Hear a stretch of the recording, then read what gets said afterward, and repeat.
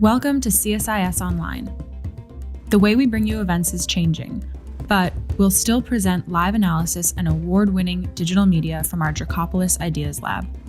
All on your time, live or on demand. This is CSIS Online.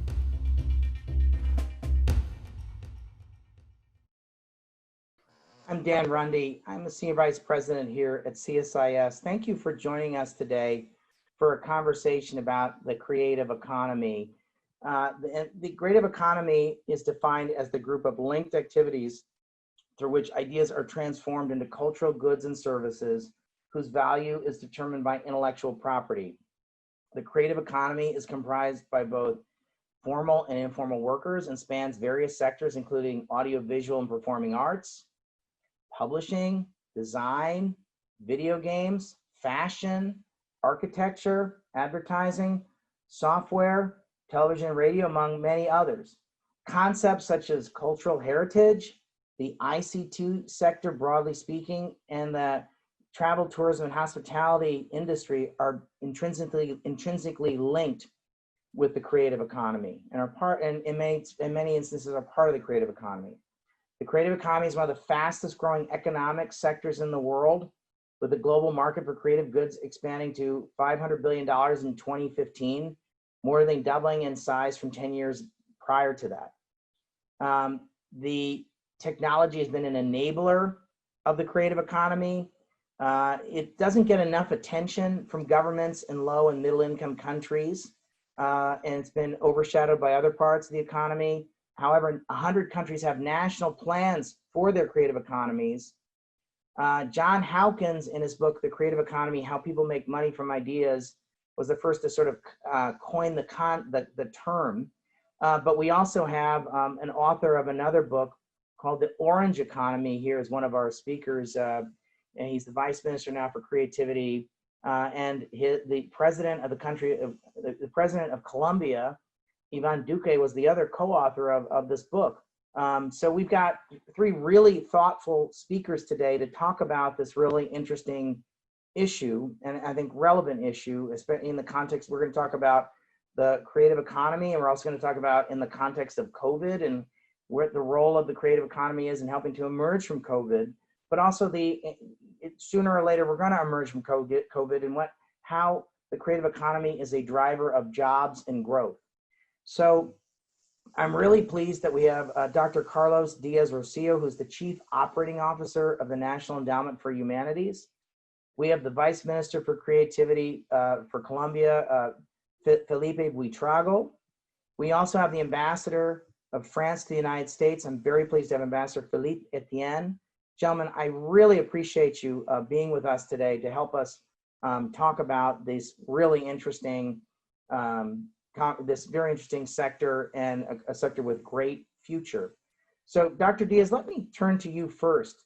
Talk a little bit about what is the National Endowment for Humanities, and talk a little bit about how the National Endowment for Humanities plays a role as it relates to the creative economy. Thanks for being here, Dr. Diaz.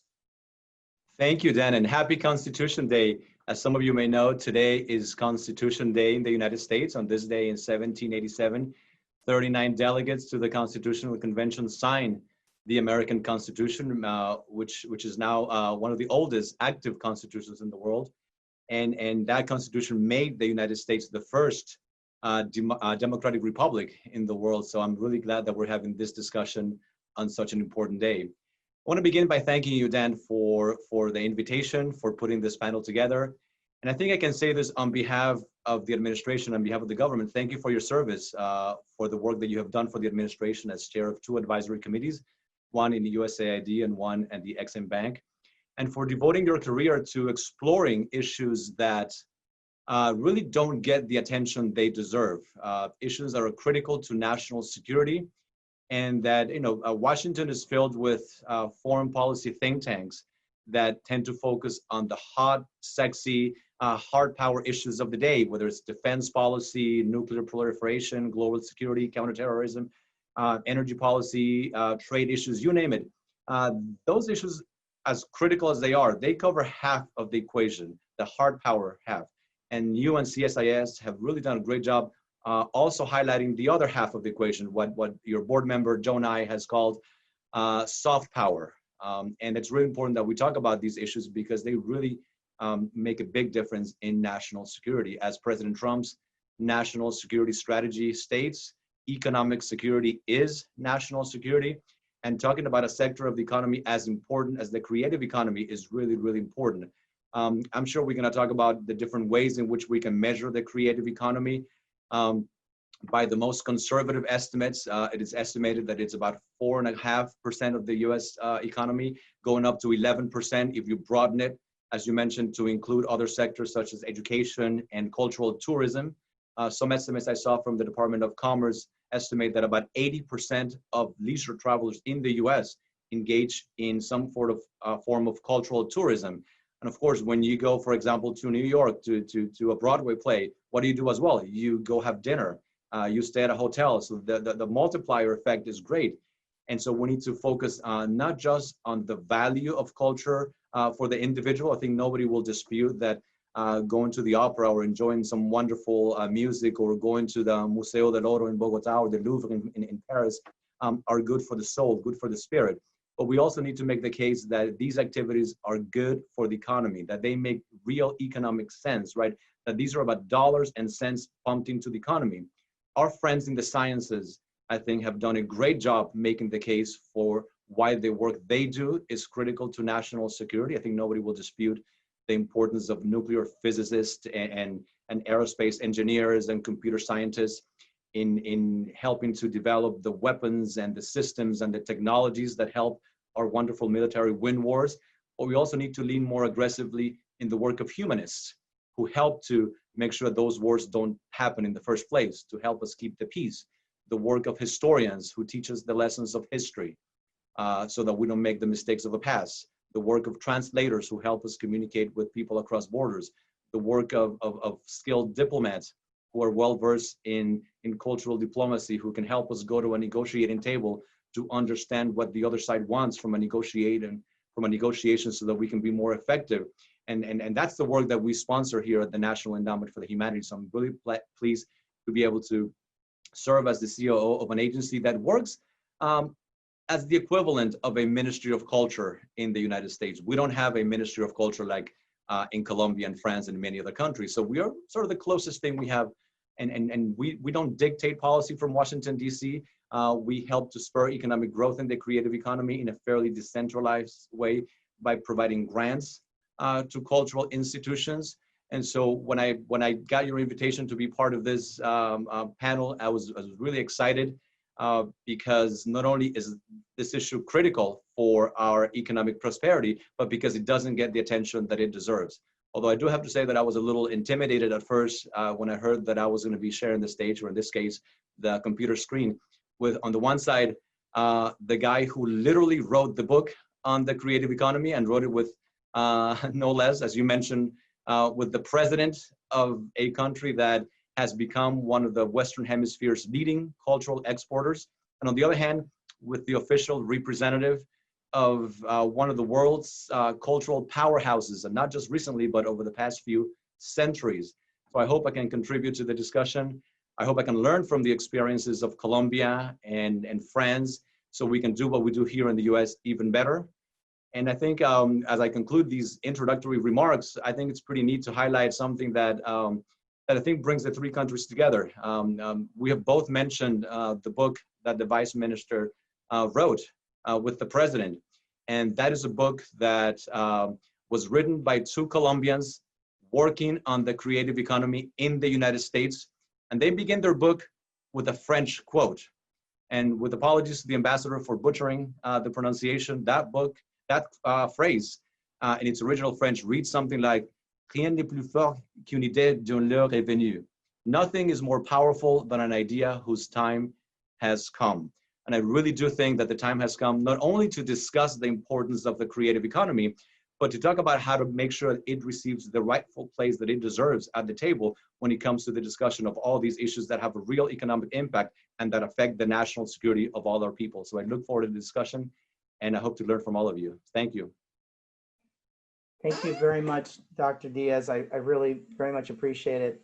Mr. Vice Minister, you wrote this really interesting book, about the orange economy in the Americas. My colleagues, Margarita Seminario and Arina Cohen, just did a piece about the creative economy in the Americas. You're the Vice Minister, but your boss, the President of Colombia, co-wrote this book with you. You have you have a ministry for creativity. Tell us about, how does Colombia think about the creative economy, and how does your government think about it, and how does your country think about it, and how is it linked to the future of Colombia? Well, thank you very much, Dan. Nice to share the floor here with Mr. Diaz-Rosillo and Ambassador Etienne. Well, the creative economy for Colombia is something we have been building brick by brick over the last 3 decades. As a matter of fact, our general law on culture, the one that created the Ministry of Culture in 1997, already considered the concept of culture and development, which is based precisely on the idea that cultural industries are key powerhouses for the transformation of the society. Not only because they play, as you said, a very important role on the day-to-day life of being entertained, of thinking, on connecting with other people, but also because they create a lot of jobs, and they create meaningful jobs that pay taxes, that contribute to the economy, that create indirect jobs, that create consumption. And because of that, Colombia has a long tradition, probably one of the longest in Latin America, about developing a consistent policy that highlights the important role of culture in development. And now, back in 2012, it was very serendipitous that I met with current President Ivan Duque. He was already working at the IDB. I was doing a master's degree in CSIS, right there in Massachusetts. And we just met, and we started talking about how this is so important right now in the 21st century. We are facing a lot of changes, right? And a lot of those changes are not so evident. I always like to highlight or to quote The Little Prince, that you can only really see with the heart, because what is essential is invisible to the eyes. And part of that is that today, these changes we are facing, this transition from a commodities-based economy to an ideas and knowledge-based economy, has by default culture at its core. So our question, the question that the President Duque and I were trying to answer 8 years ago was, why is not so evident to all the other economists and policymakers as it is to us? So we decided to take a big risk and write a book that in its format and its narrative is anything but something that in principle would be accepted as valuable by a regular, academic, because it does not follow the average rules. But the thing is, we realized there were a lot of other papers and a lot of documents that were already fulfilling the standard academic approach, and were not convincing, at least not enough, a critical mass of thinkers about its importance. Of course, you have Richard Florida here, you have John Hawkins there, Ernesto Piedras in Mexico, but always like lone wolves. We wanted the wolf back. So we wrote this book with the hopes of calling people's attention and probably, enticing better academics to write smarter books in order to transform the debate around the core role of the creative economy in the 21st century. To our surprise, we got a lot of attention on the book. And as you know now, it has become a key element of the policies of the President Duque in order to help transform the Colombian economy into a knowledge-based economy.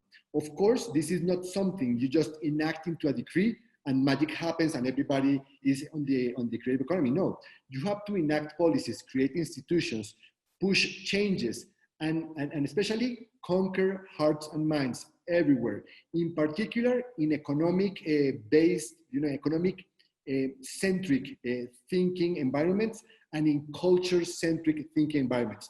You need to bridge misunderstandings and miscommunications between both in order to construct together a new set of institutions. We are in the middle of that process. We were very hopeful on the performance of the creative economy and the orange economy in Colombia. And well, you know, COVID arrived and the party is over. Now we have to think about recovery. This is great. I want to come back to Mr. Vice Minister, because orange is the happiest color.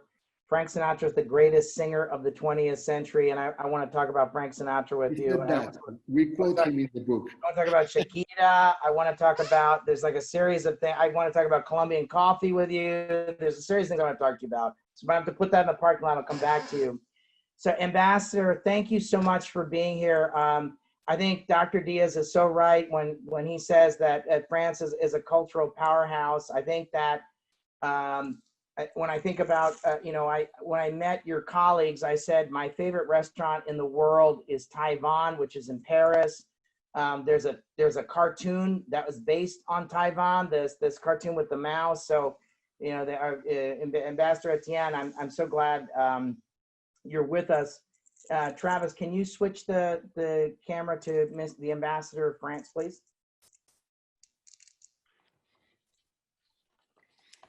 Well, thank you very much.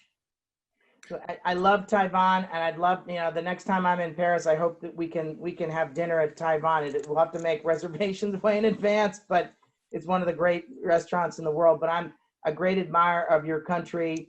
All my children speak French. My wife speaks French, and it's truly a great country. I admire it very much. So I'm so pleased you're with us. Thank you for making the time. No, I thank the CSIS and you, Dan, and it's really my honor, and thank you, Carlos and Felipe, for indulging me, the least specialized in the topic of our discussion.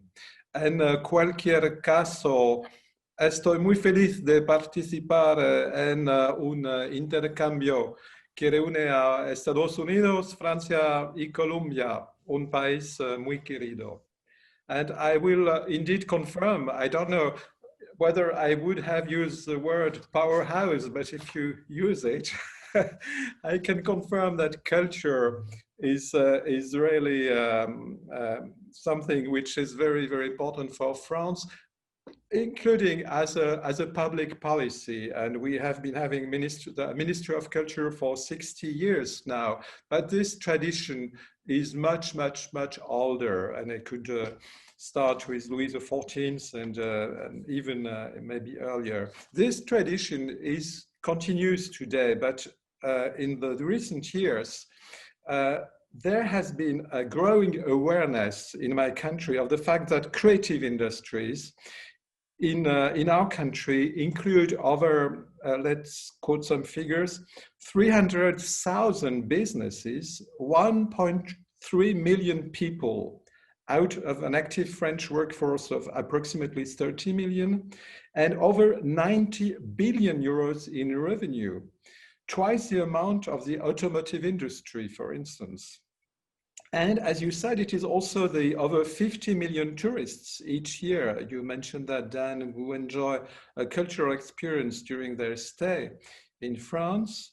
I think it was Carlos who said that, or growing exports also, which are originated in this sector. So in brief, we, the French, have discovered that the culture we loved so much is also a significant job creator, and obviously a very important actor in the society. I just give 3 examples. On the top of Taiwan, you have already mentioned your favorite restaurant, Universal Music Group, which produces musicians like Madonna or Lana Del Rey, or I could quote many others, is part of the French group Vivendi. The animated films such as A Secret Life of Pets are well created in Paris by French studio Hachette Livre, the 3rd largest consumer publisher in the world, which is French. And video games like Rayman or Assassin's Creed are produced by Ubisoft, a French firm and global sector leader. So it's a really important sector for us, but one of the most important things in my country, in creative industry, is the training of young specialists. We are very proud of our training institutes like Le Quinois, the Gobelin, which attract students on an international level and pursue successful careers, I'm sure, in the US, in Colombia, and in all the places. And a last very important point in our convictions, in our policy, but also for our policy, but also for the identity of this sector, is the conception of droit d'auteur we have in Europe, not only in France. That's a bit different from the American definition of copyright.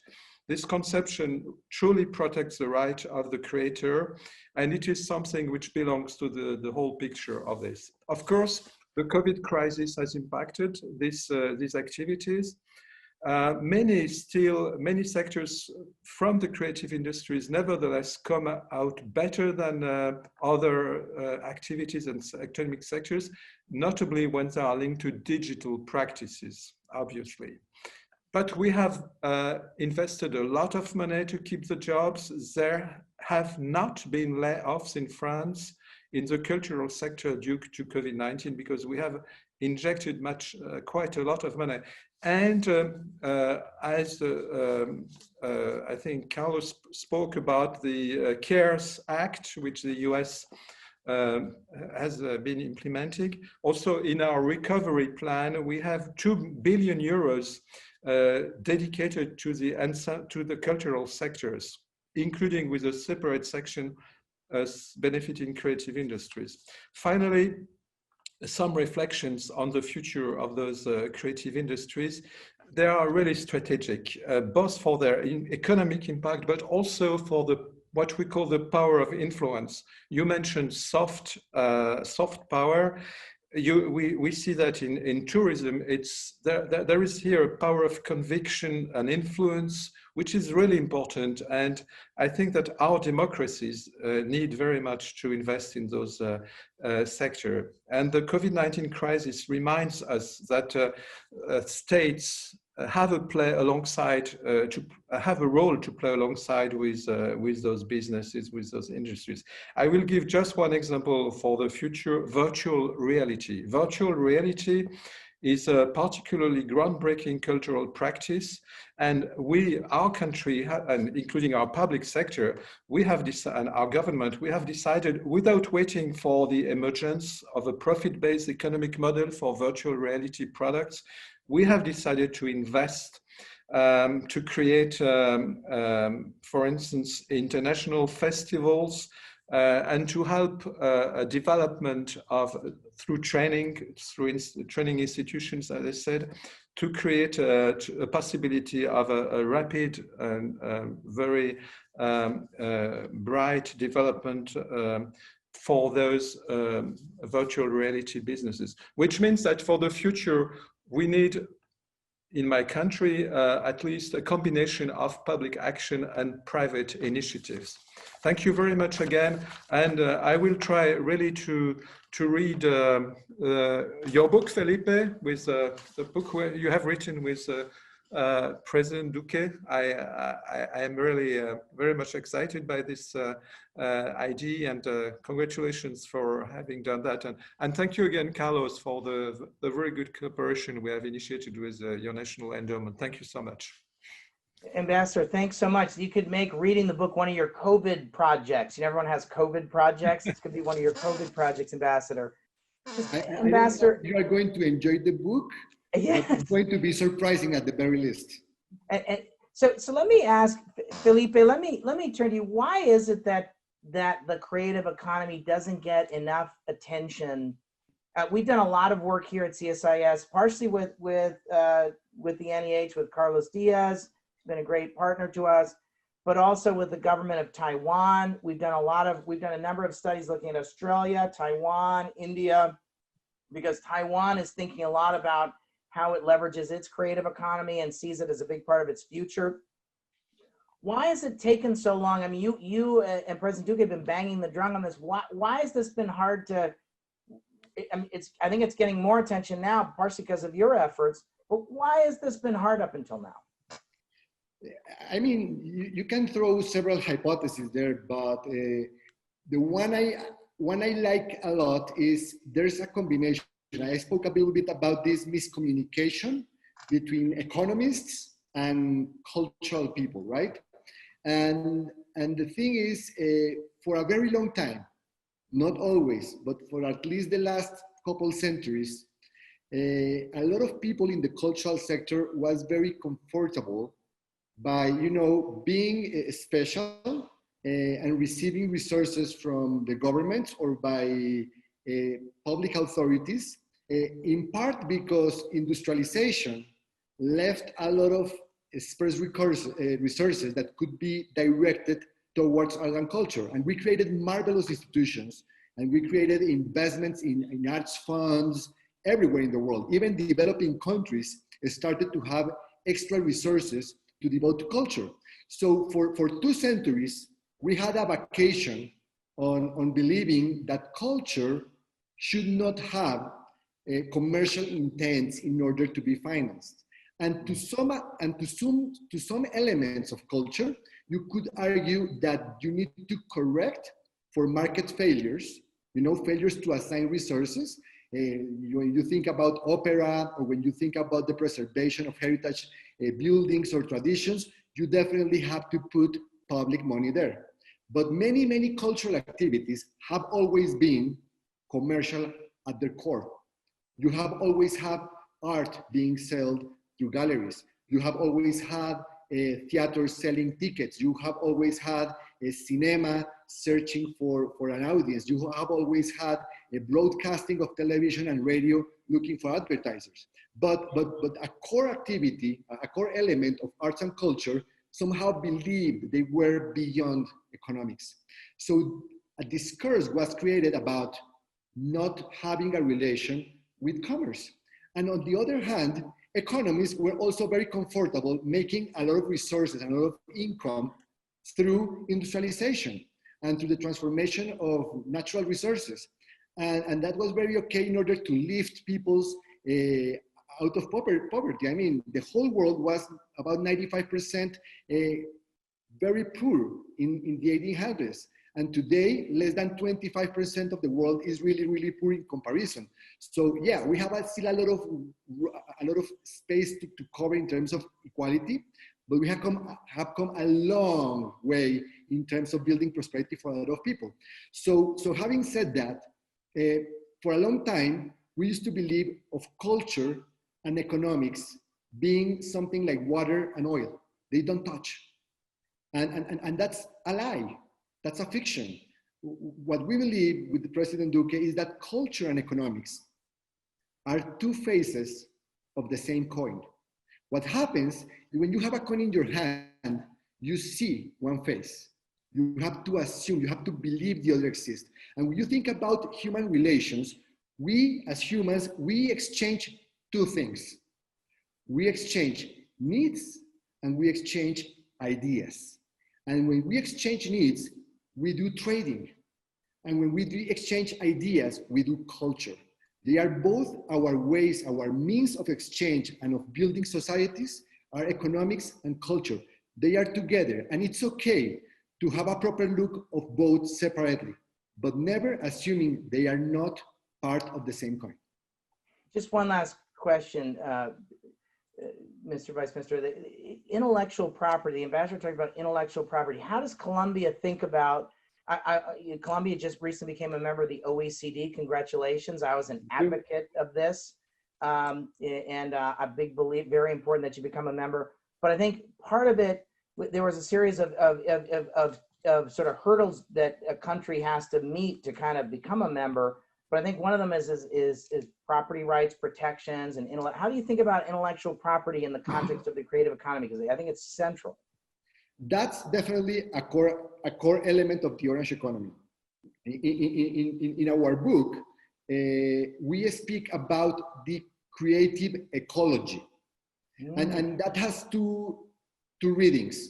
One is when you think about the value chain. Of course, you always have the creative, the talented person, the artist, but you have to connect it through a value chain to production, distribution, circulation, and finally to consumption, to the appropriation of culture, right? That is one way of seeing it. But the other way is when you think about it in a more institutional approach. When you have one side is creation, is supply of culture. This supply of culture, of course, has many, many different agents. You have big corporations, you have freelancers, you have indie companies, you have many, many ways of producing culture. And then you have demand, right? And on demand, you have, of course, average consumers. But a lot of culture is also an input to other industries. When you think about, for instance, advertising, that's an input to many industries beyond culture, but they definitely do culture in order to convince you that a product is good. So you have a lot of ways of consuming as well. And you have a lot of windows that connect them and make them function, right? But then you have a third dimension of this institutional approach, which is institutions. And in institutions, you have, of course, governments, but you also have associations, and you have many, many other arrangements that allow for people to freely exchange ideas. You have security, you have freedom of speech, and then at the core of these three dimensions, you have intellectual property rights. And I'm going to explain my understanding of intellectual properties through an analogy. When you think about private property in terms of say, a plot of land, right? Think about the building any of you are located right now. It's very simple and easy to demonstrate property on the plot of land. And because of that possibility of demonstrating ownership, right, it was possible to mobilize the investment that allowed for working on the terrain, setting some foundations, and building beautiful and functional buildings that add value to society. Because we create a think tank, we create a center for the humanities, and speaking of our acceptance into the OECD, the United States and France were very good allies in helping us. And actually, Mr. Carlos Diaz was one of our advocates in the US, as well as many people in the US, and we are very thankful because even though we are behind in many aspects of our best practices, what matters is our aspiration and commitment to attain those levels and those standards of excellence. So coming back to this parallel, right? Because you can demonstrate property because there's an enforceable property on the plot of land, you can mobilize the resources to make these buildings possible. And the same happens with intellectual property.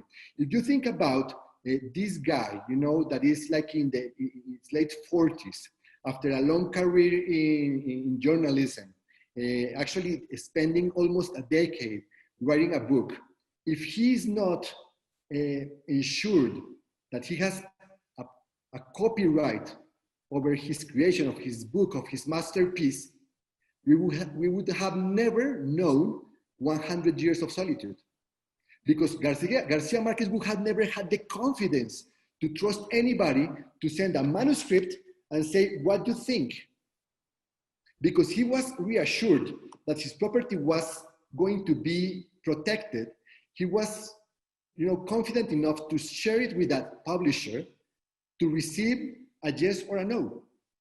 And when somebody said yes, the publisher knows that by signing a contract, which is actually a contract on copyright, right? Both are reassured that the publisher is going to make an investment, and because that contract exists over an intangible property that can be enforced, then Garcia Marquez cannot say, no, you cannot publish now. But at the same time, Garcia Marquez knows that the publisher cannot publish without recognizing him his ownership in terms of the authorship, but also on being rewarded by the demand of the market on his marvelous book. And now we are going to have, in the next couple of years, a beautiful TV series done by a company in the US, Netflix, right? Around 100 Years of Solitude. Is going to become a series in the new world. But nothing of that would be possible without intellectual property rights. Fabulous. Thank you so much. That's fabulous. Dr. Diaz, thanks for referencing Constitution Day, because I think one of the things that is related to this issue of property rights, Dr. Diaz, is the issue of human freedom and liberty. I actually think a creative economy actually flourishes in a culture of freedom and liberty, and I think it helps to have a democracy. I don't think it's often talked about, but I think there's a reason why democracies have more of a flourishing creative economy than not. Travis, could we please turn to my friend Carlos Diaz, please.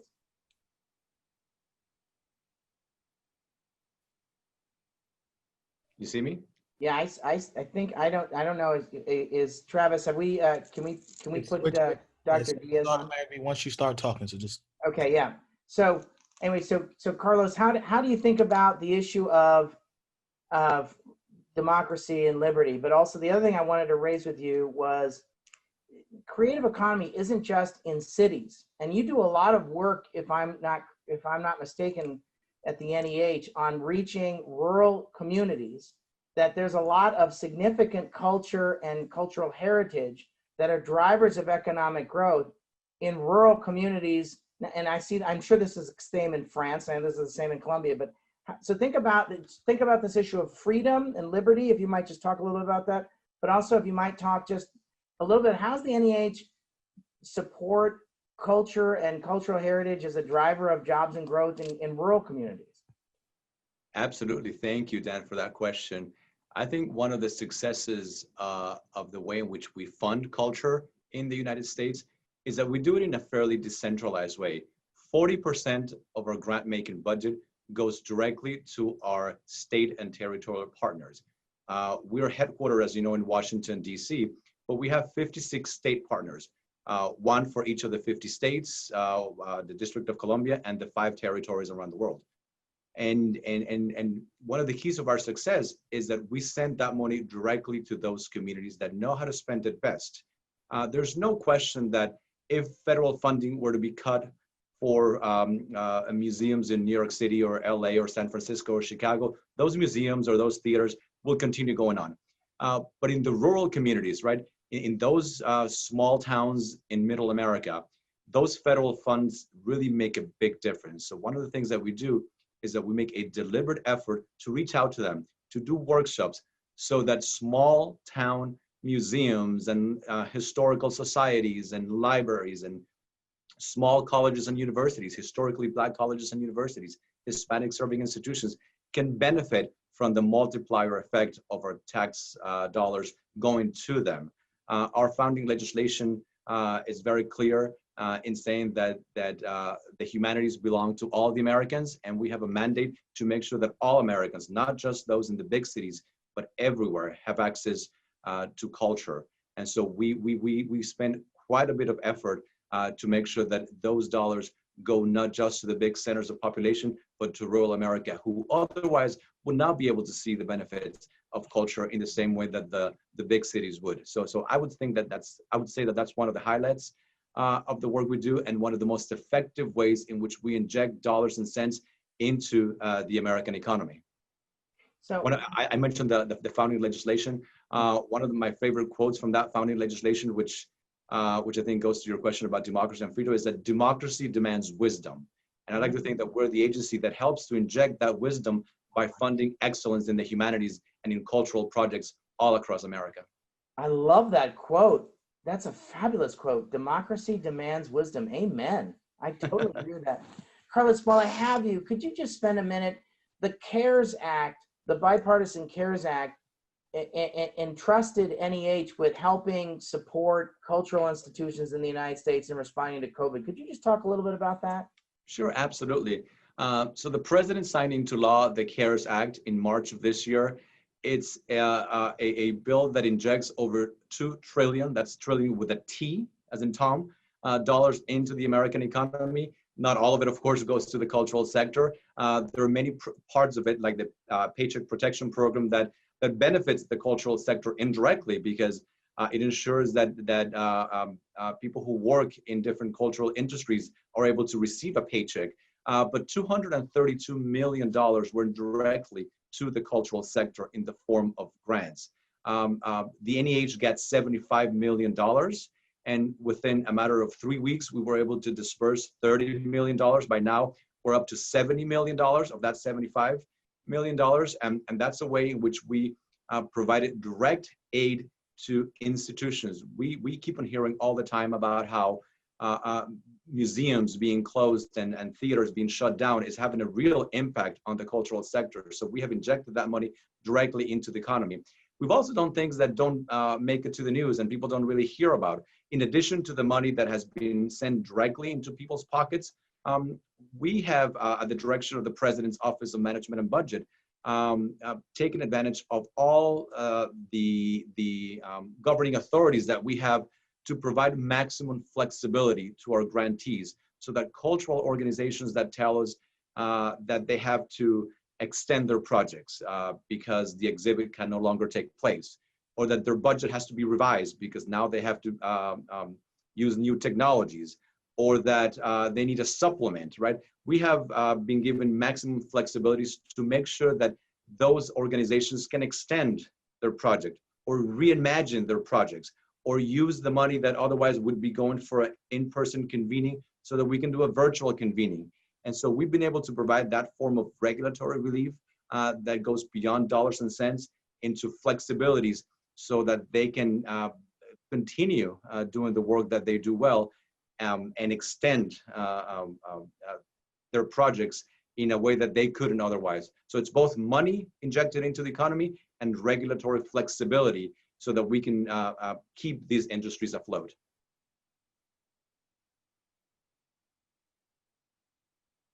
Sorry, we have to come up with a term. There's this term when you're talking and you're muted. One has mute anxiety, I suppose. But Carlos, that's fabulous. Thank you very much. Ambassador Etienne, I want to just turn back to you just for a minute on the issue. When I think about France, and you referenced this, the link to heritage, I'm just wanted, if you could just talk a little bit more either about sort of heritage linked to creative economy in France, but also, I mentioned Taiwan, but I think even more largely, how large does the cuisine and food play in the size of the economy in France? Because I mean, it's certainly an important export, and I think it's a driver of cultural attraction. But I think it's a much bigger deal than I think people realize in terms of the number of people that it employs. Could you talk a little bit about sort of the food and cuisine sector in France and how many people it employs? I suspect you probably know this off the top of your head, Ambassador. Well, let me first come back to what Felipe said about intellectual property. I wanted to support it because I made the point in my introduction, but maybe it was not clear enough. In French, we said droit d'auteur, yeah, which we copyright. But I would really like to, and I think that the example with Gabriel Garcia Marquez was a very good example. And for us, it is absolutely crucial in the core of our cultural policies to respect the rights of creators through what we call droit d'auteur, or you have copyright here. And I think it was good to make the point.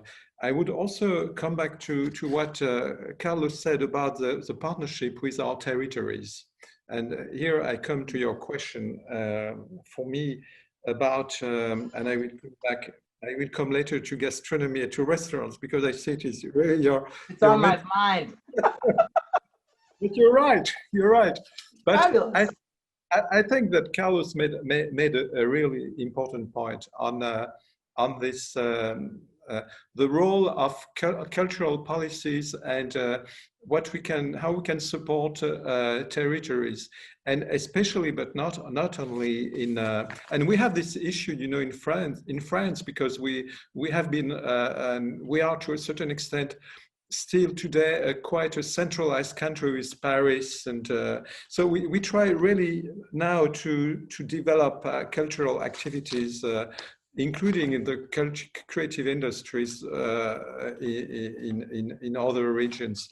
And I could quote a number of French towns which have developed festivals, for instance, which are really original and which attract very, very many tourists and visitors and attention, cultural attention.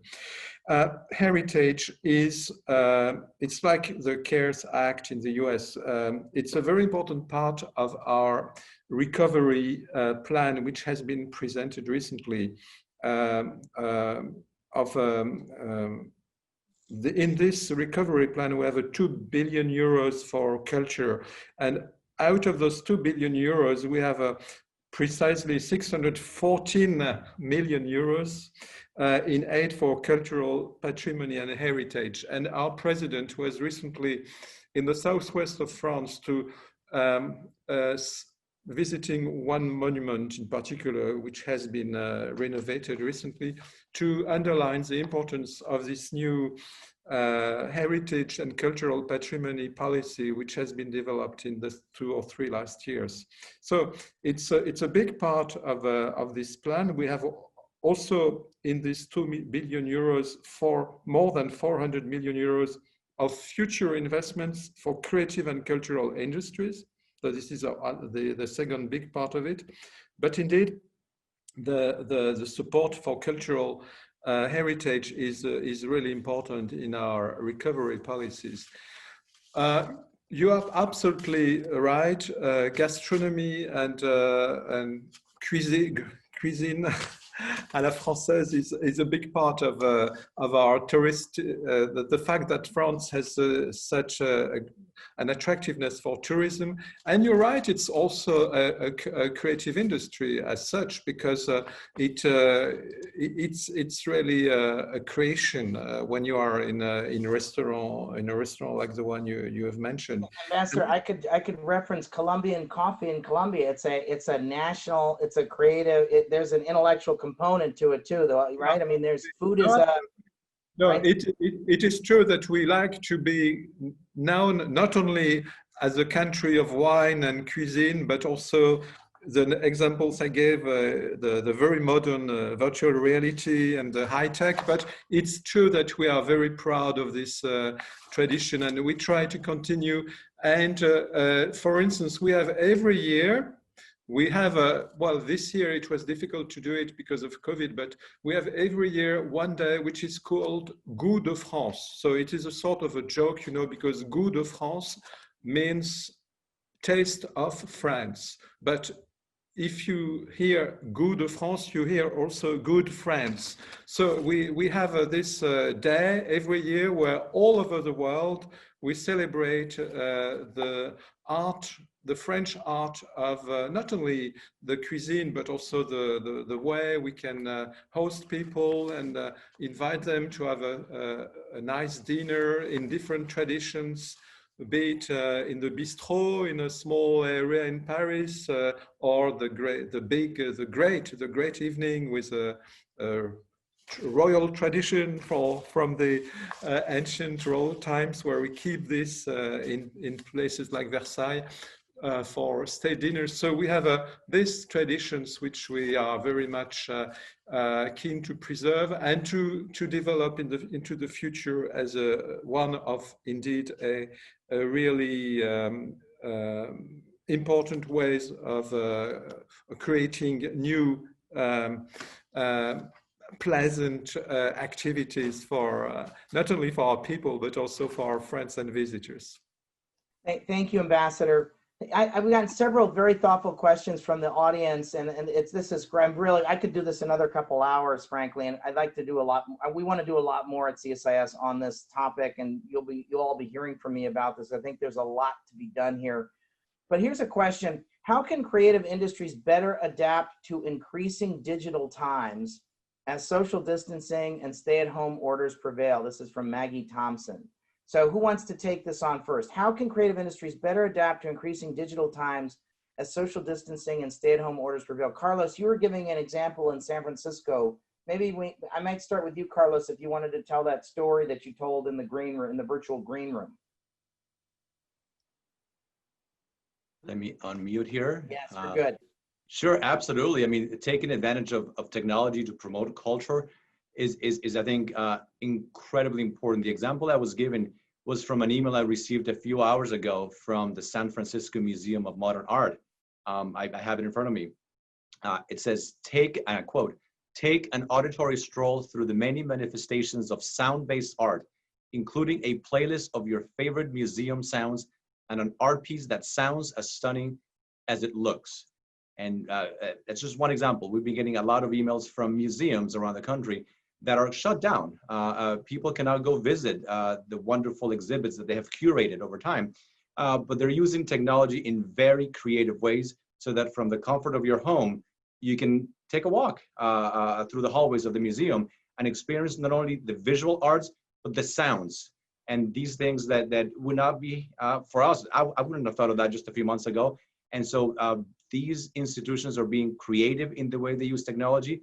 And so we're funding a lot of these projects so that people from all over the world can take advantage of these very tangible cultural pieces that before you had to physically go to enjoy. Now you can enjoy from the comfort of your home. Felipe, how would you answer this question about how creative industries better adapt to increasingly digital times? How would you take that on, Felipe? Well, I'd like to start then by stating first that when you have a crisis, one of two things will happen. One is the crisis forces things to change course, or a crisis can just accelerate changes already going on. And this crisis in particular is kind of the latter. We are suffering right now an acceleration of a change that was already happening. So more than what they can do to adapt, what they have been is forced to adopt digital technologies way faster than what they were anticipating. Some experts said in the last few months that the expected digital transformation in the economies that was projected for 60 months, 5 years, happened in the first 60 days of confinement. So when you have that in mind, many of our cultural institutions, they don't have to look forward to adapt. They have already adapted. What they need to do now is to realize how much they have changed and what other steps they have to take forward in order to take advantage of those changes. Because many would be thinking right now, oh, I can't wait until I can go back to the way things were before. That's not going to happen. For sure, some activities are going to go back to a relatively similar normal before the confinement, but many things are never going to go back. I mean, I cannot imagine now, after experiencing how much more efficient and how much more people we can reach in terms of also getting together through these virtual environments. I mean, we are going to renounce to that for sure. We're going to go back to traveling, and we're going to go back to have some more, personal touch. Oh no, I'm sorry. I've got unfinished business. I've got a deep sea fishing trip in Colombia that I promised myself. I'm not kidding. And I'm going to Taiwan with the ambassador when I'm getting back to Paris. So yeah, this better change back to normal soon. And I'm going with you to both places. Carlos, you're coming with me. And we're going to do all of those things. But in order for us to meet again, we don't have to wait until we can go together to Paris, or you can come here, so you can go do your deep fishing, and then we gotta meet. I mean, we can have these meetings and then get together again. So my favorite uncle is when the peace happened in Colombia. There were parts of Colombia that opened up that haven't been open for a long time. Some of the greatest deep sea fishing in the world are off your coast. And that's just And the beauty of that is you now can travel more because you want to do the traveling, and less because you have to do the traveling. And that's going to change a lot of our decision-making process in institutions and personally. So many changes are already happening. Just like Carlos just told us about how the NEH is doing a lot of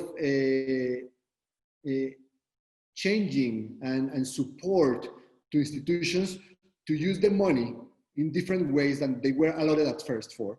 We have done the same. About 700 institutions. We have revisited all the contracts to say, hey, how you're going to use this money virtually? I mean, you were going to do this festival in person, but how can you reach people? How can you do the workshops through digital environments? How you can send kits to people's houses so they can experience the cuisine? I mean, we have been adapting already. Of course, we have to do a lot of refinement in many of these changes, but many of these changes have created their own new set of rules, and they are going to keep evolving.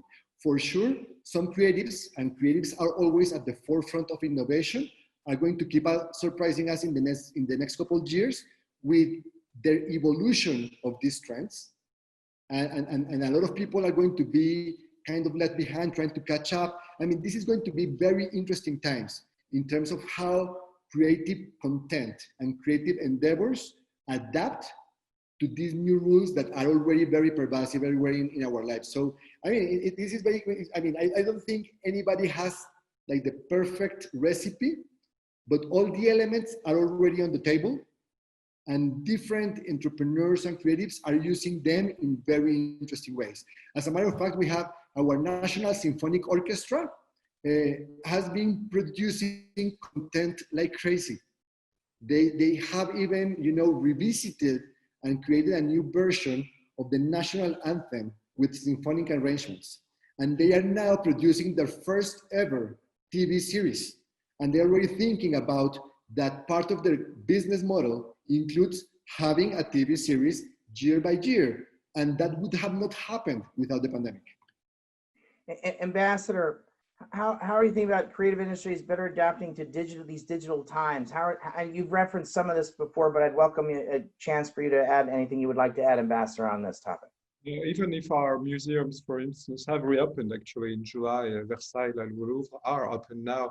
They have had, like in Colombias, they have had our institutions, cultural institutions, have had an incredible capacity of innovation through these months of COVID crisis.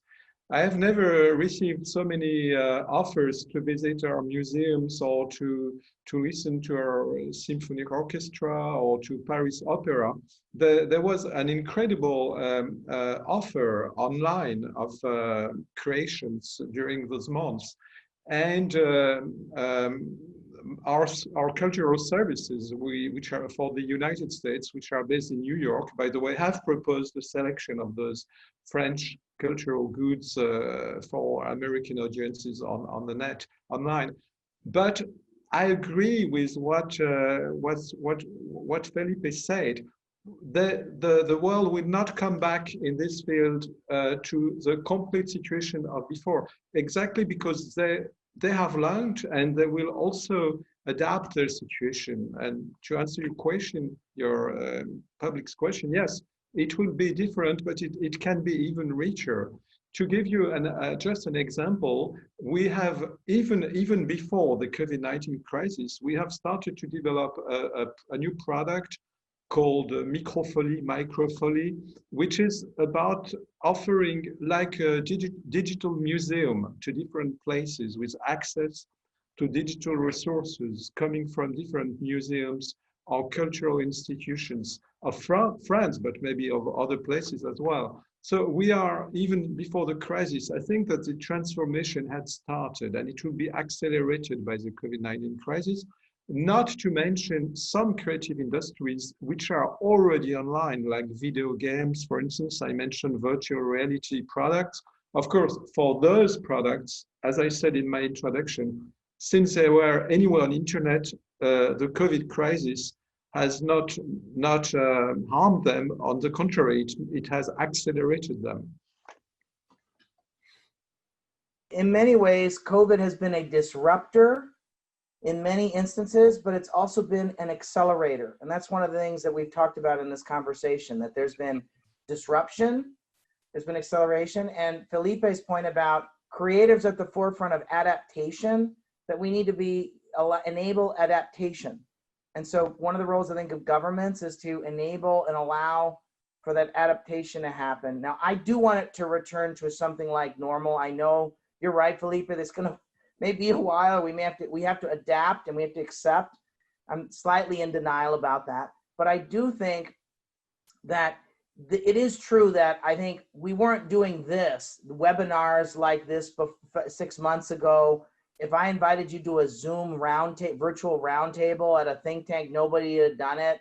But you're seeing that, so we have to adapt. I would leave you with this thought, and maybe this is related to, I would argue in the last 28 weeks, there's been more change in the world on distance learning, on e-commerce, and e-government, and digital payments than in the last 28 years. So we've had enormous disruption and enormous change, not just in the United States, in Latin America, in Europe, in Asia. I see it all over the world with my work. So I think governments have a role to play, intermediate institutions, whether it's the NEH or Ministry of Creativity, or is it the supporting funds in France, have a role to play in helping to enable and to be more resilient and to adapt. I'm so appreciative that you all would be with us today. I know I want people to come back to our webinar, so I know we want to start on time and end on time. I'm so grateful to all of you for taking the time. This is a really important topic. There's a huge audience for this. Let's continue to talk offline on some other things. So I think there's things we should be doing together. Thanks so much for making the time, all of you. I'm so appreciative. Thank you. Thank you. Thank you very much, Dan. Ambassador, a pleasure. Carlos, as always. A bientôt. Un gran gusto. Thanks, Carlos. Thank you very much, Felipe. Merci beaucoup. Thank you. Thank you.